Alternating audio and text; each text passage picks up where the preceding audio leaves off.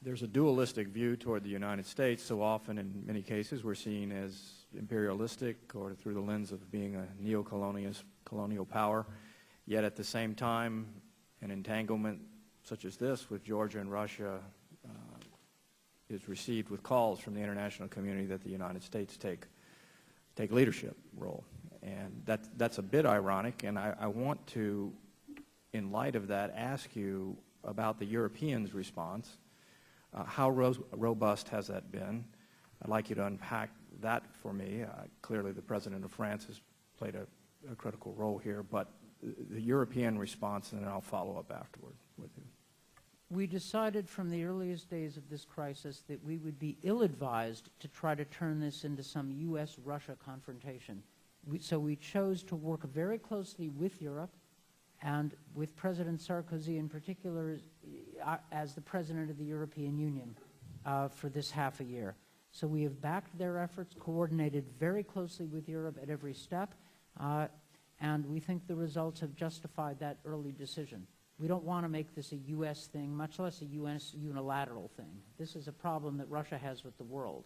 Now, in your statement, you say we must show solidarity and determination with our European allies, and that depending upon how Russia responds in the next few weeks, we will consider specific steps thoughtfully. What does that mean? That means we will not, for example, do this hasty bureaucratic exercise of throwing together every sanction anybody has ever thought of, stapling it together and calling it a policy. That would be a mistake. We want to be thoughtful. We want to consider whether Russia adheres to the ceasefire it has signed, and then we want to consider with our European allies the consequences for Russia's actions for our relations, and do so in a thoughtful, methodical way.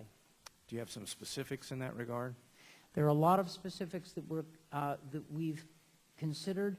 President Bush outlined our general approach when he said that Russia's efforts to integrate with the world and join key organizations were now at risk because of what Russia has done. But we've not been dispositive. We've not rushed out to with specific options. We wanted to see whether we could get Russia to adhere to the ceasefire and then work with the Europeans on where we are. We also want to help Georgia stabilize and get back on its feet.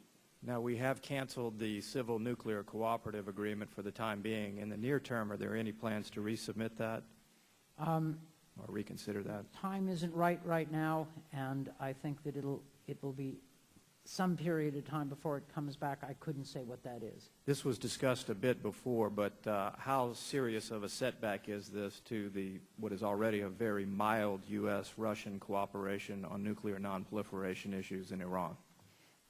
We hope we're able to... Is there a linkage there? Not a linkage in our mind. There are areas of our relations with Russia that clearly we do want to pursue. This is one of them. And we hope that we're able to. It certainly is in our interest to do so.